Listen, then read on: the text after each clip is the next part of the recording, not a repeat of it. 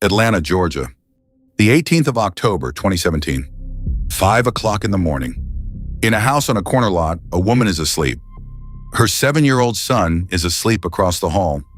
Her partner keeps a shotgun in the bedroom closet. 3 or 4 houses away, there is another house. Same corner, same shape, same large tree. A federal agent has already driven to it once tonight, in the dark, with the headlights dimmed.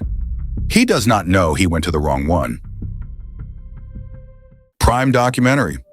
True stories about the systems that decide what happens to ordinary people. At 2 minutes to 5, a line of vehicles leaves a car park in the southwest Atlanta. Federal agents and Atlanta police officers. It is still dark.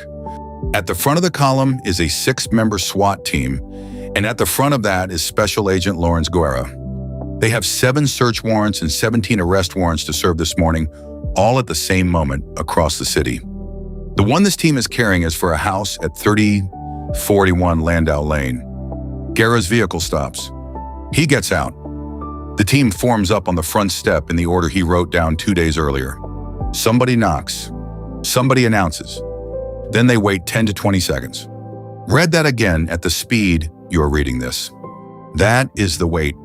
Inside, 2 adults are asleep and do not hear it. A 7-year-old is asleep across the hall. The door comes in and a flashbang grenade goes off in the hallway. Here is what the Supreme Court of the United States says happened next. This is not a summary. These are the court's own words in a published opinion decided in June of last year. Fearing a home invasion, Mr. Cleat and Miss Martin hid in a bedroom closet. But the SWAT team soon found the couple's hiding spot, dragged Mr. Cleat from the closet, threw him down on the floor, handcuffed him, and began bombarding him with questions. Meanwhile, another officer trained his weapon on Ms. Martin, who was lying on the floor half naked, having fallen inside the closet. Only then did another officer stumble across some mail with the home's address on it and realize the team had the wrong house. A piece of mail on the floor. That is how it ended. The address was also on the mailbox at the end of the driveway, outside, where anybody could have read it. And the street sign at the corner said Denville Trace. Now here is the second account of the same 5 minutes. It is sworn. It was filed in a federal courthouse in Atlanta in September 2019 by the woman who was on the closet floor. And in several places, it does not match the first one at all. She swore that as the noise started, her first instinct was to run to her son's room, that her partner caught her arm and pulled her the other way, through the bathroom, into the closet and shut the door, that she was screaming that she had to get her child, and she kept saying it. He did not take her to the closet to hide. He took her there because that is where he kept his shotgun, and he was going to use it on whoever was in the house. The complaint puts the next part in one sentence, and it is the sentence this entire film hangs from. Luckily, the agents opened the closet doors before Mr. Cleat reached his firearm. Consider for a moment the other version of the 18th of October 2017.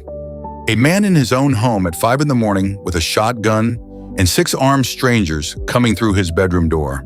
Nobody in this story would have been at fault for what happened next, and everybody in it would have been dead or ruined. The reason there is a court case at all, rather than a funeral, is a few seconds of timing in a closet. The complaint says an agent held her at gunpoint in the corner of that closet for approximately 1 hour. It says she was wearing a short t-shirt and nothing else, that she had no time to take anything with her, and that nobody offered her anything to cover herself. It says her son was detained apart from her for about an hour as well, that he woke up to the sound of the door being rammed and the bangs from the grenades, that he pulled the covers over his head, hoping whoever was coming in would not see him, and that he was so afraid he thought he was going to die. He was 7. Now hold that account next to what a federal judge found 3 years later on the same evidence. The court found that the agents were in the home for no more than 5 minutes, and that no agent touched Katrina Martin. Both of those things are in the record of this case. They are not compatible, and this film is not going to pretend to know which one a jury would have believed. That is rather the point. No jury has ever been asked. What everybody agrees on is what happened at the end. An agent found the mail. Somebody asked the man on the floor what his address was. He told them, and the room went quiet. They took the handcuffs off. Guerra told him he would come back and explain. Then at about 7 minutes past 5, the same team went 3 or 4 houses down the road and executed the warrant at the correct address. Afterwards, Guerra came back, as he said he would. He apologized. He photographed the damage to the door. He left a business card and the name of the FBI lawyer who would handle it. Think about what that gesture is. It is a man doing the decent thing. He knows the door is broken, he knows whose door it is, and he is telling them where to send the bill. Years later in a federal courtroom, the government would argue that the card meant nothing of the sort, that it was given to help them get the door repaired, and not because anybody thought there would ever be a lawsuit. That distinction, was this a broken door, or was this the start of a legal case, matters more than it sounds, and it will come back. For now, hold the picture. A Wednesday morning in October, a splintered front door frame, a woman who has not been able to stop shaking, a 7-year-old who has just been told everything is fine, and at that point, a Wednesday morning in October, everybody uninjured, an apology given, a card on the counter.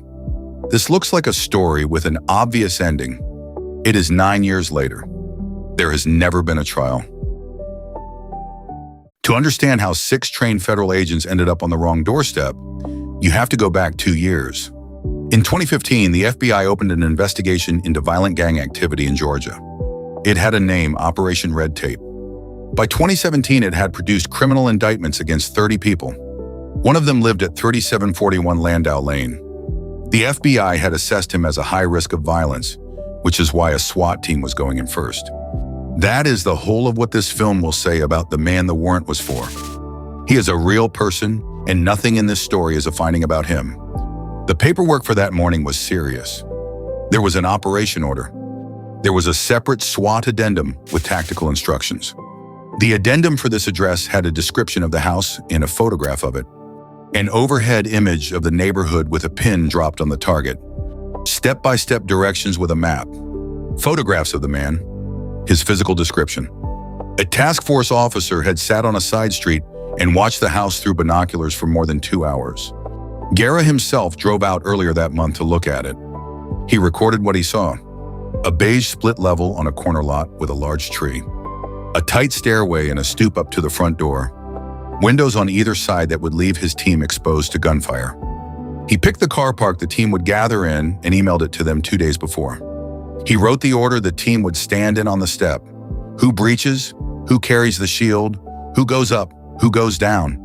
None of that is the behavior of a man being careless. The appellate court would later put it this way: despite taking several precautionary measures to ensure proper execution of the search warrant, the agents inadvertently executed it at the wrong house. So what went wrong? At about 3:30 that morning, Guerra and another agent drove out to look at the target one last time, to check that nothing unexpected was happening, that the occupants were not already awake. It was dark. He dimmed his headlights so nobody would notice the car, and he navigated using a personal GPS device. His own, not the Bureau's. It took him to 3756 Denville Trace. He was looking at the wrong house, and everything he saw confirmed he was at the right one. A tan split level, a corner lot, a large tree, a stoop, 4 windows to the right of it. He even saw a street sign that said Landau Lane, because this house faces Landau Lane too. There was one thing in the driveway that had not been there on his first visit: a black Camaro. He noted it as a landmark, something to steer by in the dark an hour and a half later. The man named in the warrant was not known to drive a black Camaro or to know anybody who did. The car he navigated by belonged to the family he was about to raid. There was also a house number. It was not on the front of the building. It was on the mailbox at the end of the driveway on the Denville Trace side. At 5 o'clock, in a line of vehicles in the dark, nobody read it. Now, when the family's lawyers came to test all of this, years later in a federal case, they asked for the GPS. Here is the Supreme Court again, one sentence in a published opinion.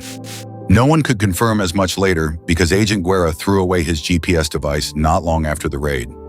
The district court put it the same way. He stopped using it after the incident and threw it away, and so it was not available to the plaintiffs during discovery or to corroborate his own testimony. This film is not going to tell you why he threw it away, because no court has decided that, and one of them expressly refused to.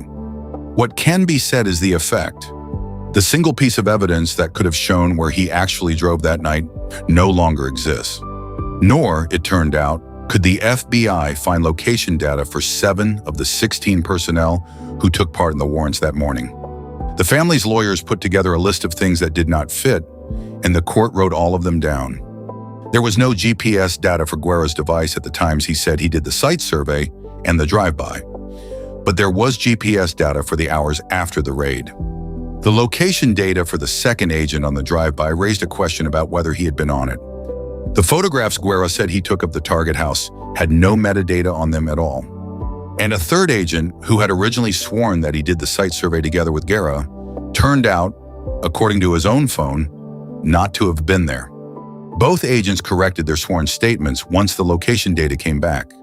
From all of which the family's lawyers argued, a reasonable juror could conclude that Guerra never did the site survey or the drive-by at all. That was not a claim that he lied. It was a claim that a jury should be allowed to decide. No jury ever has. And here is where the film stops being about one bad morning. Because when the case reached a judge, the FBI's own representative was asked what the rules were. Not what Guerra did, what the Bureau requires.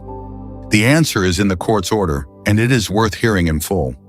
No FBI policy or procedure dictates how to locate or navigate to the target, whether to use a GPS device or what type of GPS device must be used, whether or how to conduct a site survey or drive-by of a target location, or how long to wait before entering after knocking and announcing. Read that once more slowly.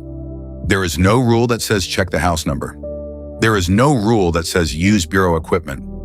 There is no rule about whether you look at the place at all before you break into it. There is no rule about how long you wait after you knock. Which means that on the morning of the 18th of October, 2017, nobody in that team broke a rule, because there was no rule to break. And that sentence, there was no rule to break, is not the end of this family's problem. It is the beginning of it. Nothing happens for a year. Not nothing to them. She is off work. The complaint says approximately 7 months of leave because of the emotional distress. 7 months. From one autumn through to the following spring, she does not go to work. The boy changes schools. Then he changes schools again. They are in counseling, and according to the complaint, they have been in counseling continuously ever since. An insurer covers the damage to the house.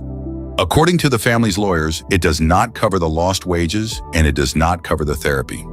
Nothing happens legally, because before you are allowed to sue the United States, you have to ask it first.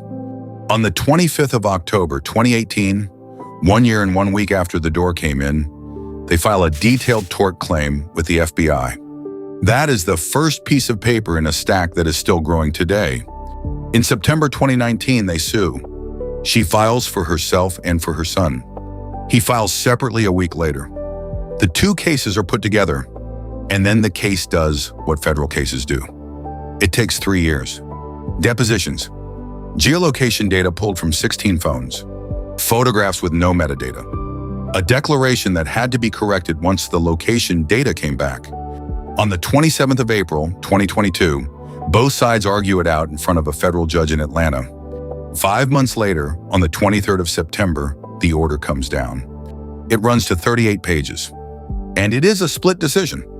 There were 6 claims: trespass, emotional distress, negligence, a constitutional claim against the agent personally, and 2 more, false imprisonment and assault and battery. The court threw 4 of them out. The negligence claim went first, and it went for a reason that has nothing to do with this family. In 1997, the same appeals court that covers Georgia had already decided that working out where a suspect lives and how hard to look before you go is the kind of judgment a court should not second-guess. The reasoning is not stupid. Agents have to weigh how dangerous the target is, how urgently he must be caught, whether he will destroy evidence, whether an investigation stays secret, how thin the office is stretched that week. Those are policy questions, and the law says judges do not run police departments through tort suits. And the court noted the thing that follows from it. There was no statute, no regulation, and not even an internal operating procedure prescribing Guerra's course of action. There is also a second case in that order, and it is the one that should worry you. The judge cited a decision from the same courthouse from April 2021, 18 months before this order, in which a court had already held that decisions about how and where to locate the subject of a warrant served at the wrong home are covered by the discretionary function exception. A different family, the same district, the same wrong home, the same answer. This film is not going to tell you how often this happens, because nobody retrieved a number, and a number nobody has retrieved is not a fact. What can be said is that when this judge went looking for a case about a warrant served at the wrong house, he did not have to go far. So, no rule required Guerra to check the address, and the decision about how hard to look was a policy judgment. Negligence, gone. Trespass, gone. Emotional distress, gone. The claim against the agent personally, gone on qualified immunity. But 2 claims survived. And this is where the film has to slow down, because what happens next is the whole story. False imprisonment and assault and battery are 2 of 6 torts that Congress in 1974 specifically decided the United States can be sued for when federal law enforcement officers commit them. We will come back to 1974 and to why Congress did that, because it is not an accident and it is not a technicality. For now, hold the fact. On the 23rd of September, 2022, a federal judge ruled that this family could take the United States to trial on 2 claims. 5 years after the raid, they had a live case. The court's next instruction was to go and settle it. Mediate the remaining claims in front of a neutral third party within 45 days. On the 1st of November, they mediated in front of a federal magistrate judge in a courthouse in Rome, Georgia. What was said in that room is confidential, and nobody outside the case knows it. The docket records the outcome in 4 words. Case did not settle. 3 weeks later, the United States asked the judge to change his mind. Its argument was not that he had got the facts wrong. It was that the law had moved. About a month after the September order, while this family were sitting in a mediation believing they had a case, the same appeals court had decided a different case called Cordash. And Cordash, the government said, meant that a clause of the United States Constitution barred the 2 claims that had survived. The clause is the Supremacy Clause. It is the part of the Constitution that says federal law wins when federal and state law collide. The argument ran like this. False imprisonment and battery are Georgia torts. Guerra was a federal officer doing a federal job.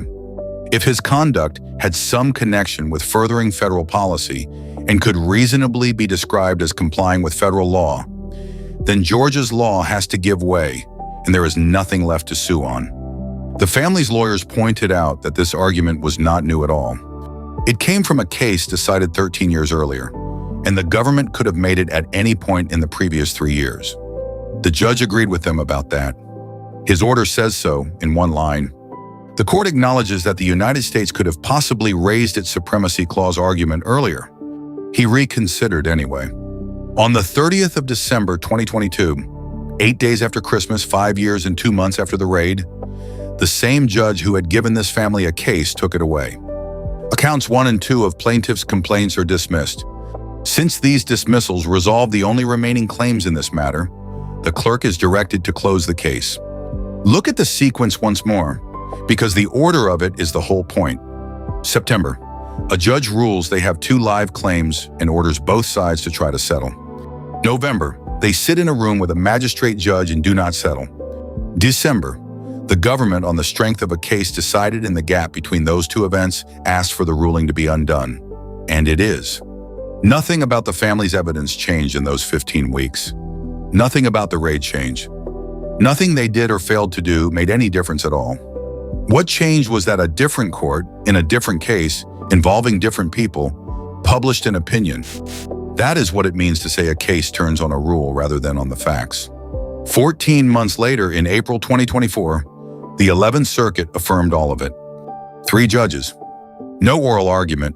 The case was put on the non-argument calendar, which means nobody stood up and spoke. 18 pages, marked at the top, do not publish, which is a technical instruction meaning the opinion is not binding on future cases.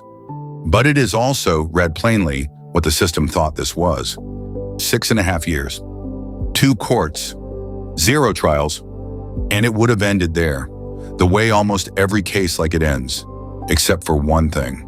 Somebody read the 1974 amendment and went looking for the reason Congress wrote it. To explain what happened next, this film has to leave Atlanta and go back 44 years. April 1973, Collinsville, Illinois. In a townhouse there, a married couple called Herbert and Evelyn Giglotto were asleep. Here is how the Supreme Court of the United States described what happened to them in June of last year in this case. They awoke to the sound of someone smashing down their door and bursting into their house. 15 state and federal officers ransacked the house. They tied the Giglottos up at gunpoint. They threatened to shoot Mr. Giglotto if he moved. And then they realized, when the court's words, quoting the officers, that they had the wrong people. They left, and they went to another house, belonging to a man named Donald Askew, where, in the court's words, they terrorized yet another innocent couple before confessing they had acted on a bad tip. 2 wrong houses. One night, 1973. To understand why that mattered so much in 1973, you need to know what the alternative was. For most of American history, if a federal employee wrecked your life, there was no court you could go to. Sovereign immunity, the old idea that the state cannot be sued without its consent, closed the door completely. The only way to be compensated was for a member of Congress to introduce a private bill with your name on it, and for both houses of the United States Congress to pass a law about you personally. That is not a figure of speech. That was the remedy. In 1946, Congress abolished it and replaced it with the Federal Tort Claims Act, so that a federal wrong would have a federal remedy without an act of Congress each time.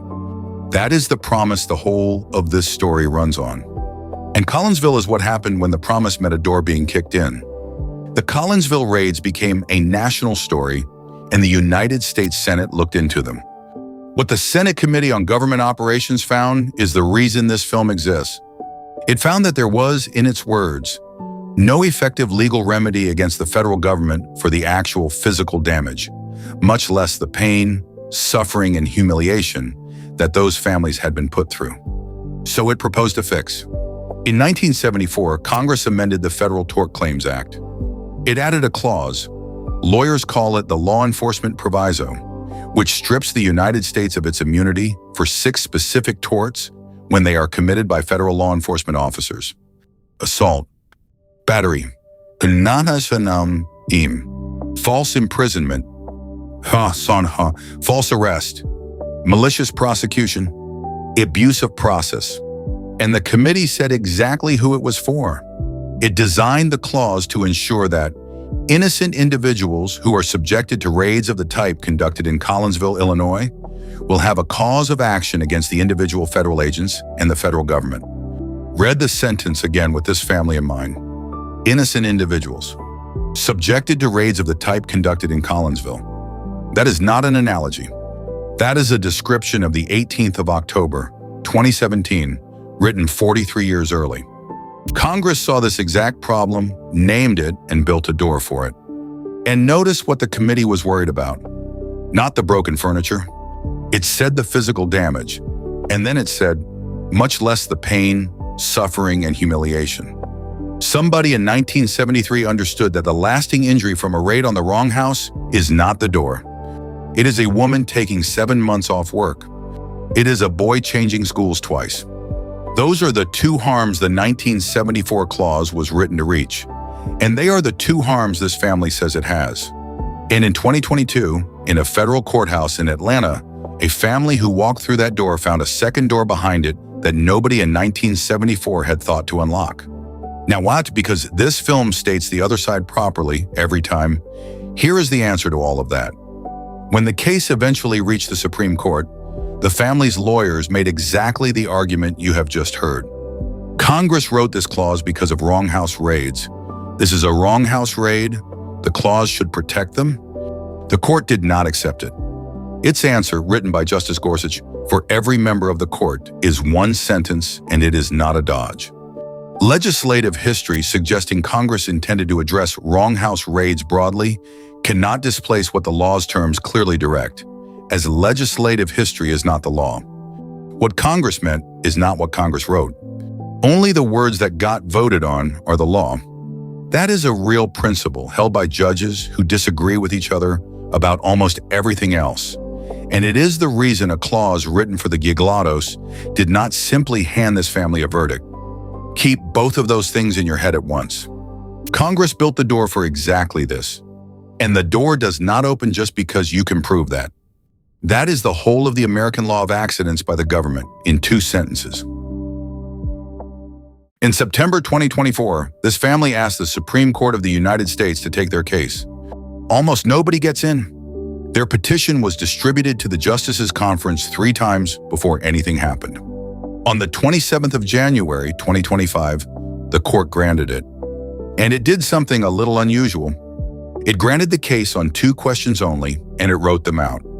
The first was whether the Supremacy Clause bars claims under the Federal Tort Claims Act when a federal employee's wrongful acts have some nexus with furthering federal policy and can reasonably be characterized as complying with the full range of federal law.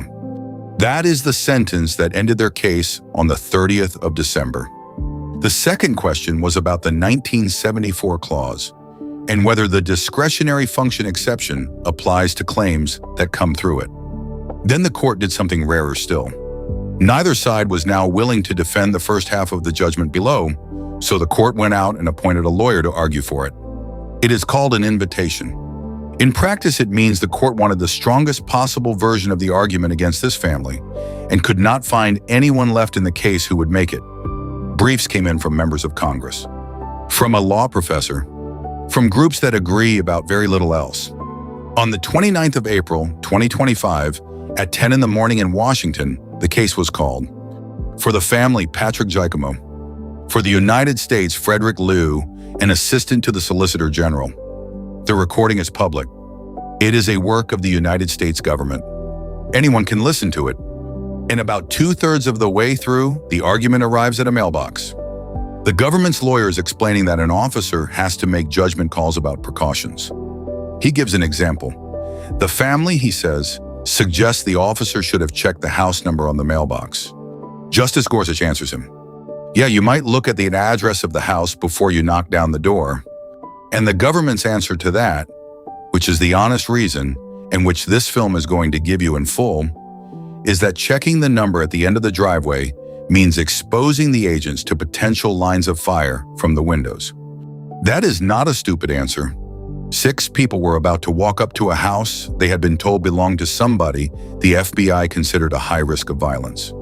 Standing in an open driveway reading a mailbox is a real risk, and somebody had to weigh it. Justice Gorsuch asked the next question anyway. How about making sure you're on the right street? Justice Sotomayor pushes at the same place from a different angle, and she does it with a car. There's an example the Supreme Court has been using for 35 years to explain where this exception stops. Imagine a federal banking regulator driving to a meeting on official business who runs into another car. The court has said in terms that the exception would not apply to him, and the reason is exact. Driving requires the constant exercise of discretion. You choose your speed, your lane, when to brake. But those decisions can hardly be said to be grounded in regulatory policy. Discretion is not the test. Policy is the test. So Justice Sotomayor turns that on the raid. It's like driving negligently. You got to that house by mistake. You drove negligently and hit someone. The government's position, she points out, is that the discretion at stake is the discretion about how to identify the target of a warrant. But that is not what went wrong here. Oh, he had it identified. He got the right target. He just had the wrong house. I'm talking about a wrong house raid. He has the right target, the right house, but breaks into the wrong one. So I don't understand how the act of going into a wrong house can be discretionary. 6 weeks later, on the 12th of June, 2025, the court answered. The opinion begins with a question, which is unusual, and the question is this.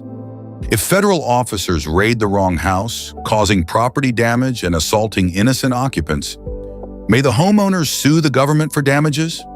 The answer is not as obvious as it might be.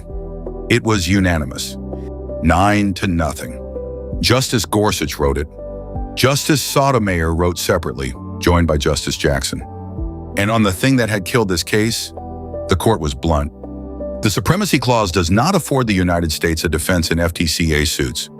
The reason is almost obvious once it is said. The Federal Tort Claims Act is the federal law here. Congress wrote it to make the government liable under the law of the place where the harm happened.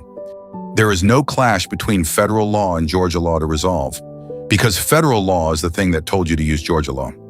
The judgment of the 11th Circuit is vacated, and the case is remanded for further proceedings consistent with this opinion. 7 years and 8 months after the door came in, this family won at the Supreme Court of the United States unanimously. And here is where most tellings of this story stop, and where this one does not. Because winning that did not give them a trial. It did not give them $1. It did not decide whether they can sue at all. The court said so itself in terms. Remaining questions surrounding whether and under what circumstances the discretionary function exception may ever foreclose a suit like this one lie well beyond the 2 questions the court granted certiorari to address. In other words, we have told you that one of the 2 doors was never locked. The other one, the one that says a decision was a policy judgment, is still shut, and somebody else will have to decide whether it opens. Justice Sotomayor wrote separately to say what she thought about that door, and it is worth hearing, precisely because it is not the holding of the court. It is hard to see how Guerra's conduct in this case, including his allegedly negligent choice to use his personal GPS and his failure to check the street sign or house number on the mailbox before breaking down Martin's door and terrorizing the home's occupants, involved the kind of policy judgments that the discretionary function exception was designed to protect. And she added one line that the whole 1974 story has been building towards. Whatever else is true of that exception, any interpretation should allow for liability in the very cases Congress amended the FTCA to remedy. 2 justices, not 9. That opinion is not law. It is a signal to the court that has to decide next, which is the same court that dismissed this case in 2024 without hearing anybody speak. On the 14th of July, 2025, the Supreme Court issued its judgment. On the 5th of August, it sent the record back to Georgia. On the 29th of August, a clerk in Atlanta logged it in. 1 box, 4 envelopes of sealed exhibits. That is the last thing that has ever happened on the district court's docket in this case. Everything since then has taken place in the appeals court, which asked both sides to write it new briefs. The family filed theirs in September. The government filed in November. The family replied in December. In January, the court set a date. Oral argument scheduled. Argument date Wednesday, the 25th of March, 2026. Argument location, Atlanta. Courtroom, Atlanta 339.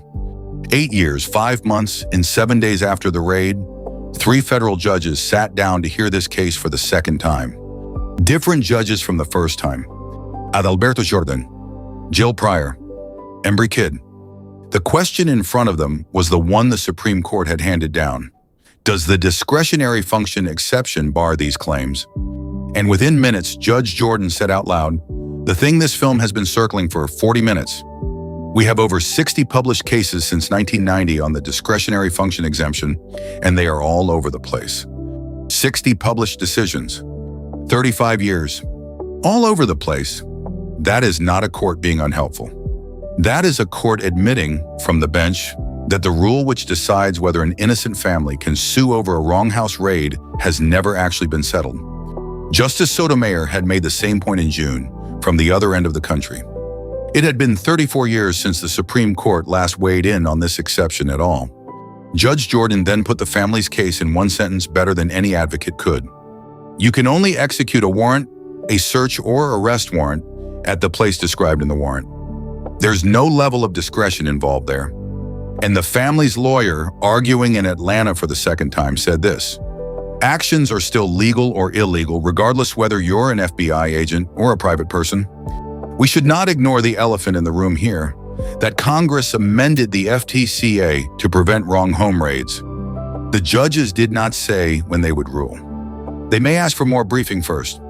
It is worth sitting with what that hearing actually was. 3 federal judges in a courtroom in Atlanta arguing about whether a family is allowed to bring a case 8.5 years after the thing that happened to them. Not whether the agents were negligent, not what it did to them, not what it is worth, whether the courthouse door opens at all, and the honest reason it is still being argued is the one Justice Sotomayor put in writing last June, quoting the standard practitioner's text. The exact boundaries of this exception remain unclear. Not unclear to this family, not unclear to their lawyers, unclear to everybody for 34 years, including the court that has to apply it. The district court file in this case now runs to 223 entries. Motions, orders, depositions, a mediation, 2 reconsiderations, a judgment, an appeal, a Supreme Court, and a box of sealed envelopes that went to Washington and came back. Not one of those entries is a trial. Here is the whole thing drawn once. A federal officer harms you. In 1946, Congress said, "You may sue the United States the way you would sue anybody else." Then it wrote 13 exceptions to that. 13 ways the sentence, "You can sue the government," ends in except. Exception H says you cannot sue for intentional torts. And in 1974, because of Collinsville, Congress cut a hole in that one for 6 torts by federal law enforcement officers. This family got through that hole in September 2022. Exception A says you cannot sue over a discretionary function. That is the gate that is still shut, and it is the one the judges were arguing about in March. Behind it, there is a third gate. Would a private person in the same circumstances be liable under Georgia law? And behind that one, finally, there is a trial. The Supreme Court's unanimous decision, the one that made the news last summer, moved this family from the first gate to the second. There are 3 left. Today is the 12th of August, 2026. As this film is being made, the 11th Circuit has not ruled. It has been 8 years, 9 months, and 25 days since 6 federal agents walked up the wrong driveway in the dark. The 7-year-old who pulled the covers over his head is old enough to drive. Nobody has been found liable. Nobody has been disciplined on any record this film could find. No damages have been awarded. No jury has heard a word of it. And the only thing anyone can say with certainty about what happens next is that nobody knows. There is a version of this story that is about the FBI, and it is the least interesting version. 6 people made a mistake in the dark. They realized it in about 5 minutes. They apologized on the doorstep that morning. Every part of what has happened since was done by a system working exactly as designed. A rule that says courts should not second-guess policy decisions, which is a good rule. A rule that says immunity protects an officer unless the law was already clear, which is also a defensible rule. A statute that Congress wrote for exactly this family in exactly these words, which the court reads exactly as written, which is how statutes are supposed to be read. Every one of those rules is reasonable on its own. Stack them, and an innocent family with an unanswerable case waits 9 years for someone to tell them whether they are allowed to start. That is the rule this story exposes, and it is not written down anywhere. When the government harms you by accident, the question is almost never whether it happened. It is whether the mistake it made was the kind of mistake somebody was allowed to make. And now you can see it.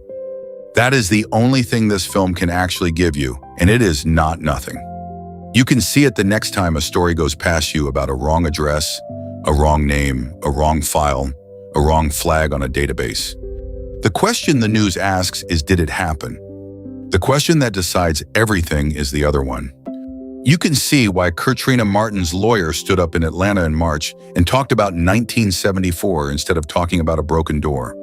And you can see why a judge on that bench said the quiet part in the first 10 minutes. 60 cases, 35 years, all over the place. Somebody eventually is going to have to fix that. It has been open since 1991. Until somebody does, the answer to what happens if they come to your house by mistake is the answer this family has been given for 9 years. Wait, and we will tell you whether you are allowed to ask. This film has no ending because the case does not have one yet.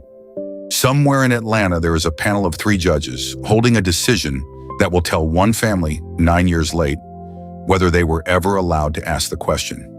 When it lands, we will come back to it,